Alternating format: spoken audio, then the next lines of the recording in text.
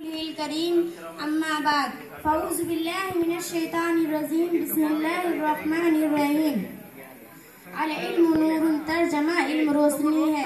محترم و مکرم جناب صدر صاحب اور جملہ مہمانان اعظام، السلام علیکم ورحمۃ اللہ وبرکاتہ۔ آج کی اس بزم میں میری تقریر کا عنوان ہے تعلیم کی اہمیت۔ پگھلنا علم کے خاطر مثال شمع زیبا ہے، پگھلنا علم کے خاطر مثال شمع زیبا ہے، بغیر اس کے نہیں پہچان سکتے ہم خدا کیا ہے۔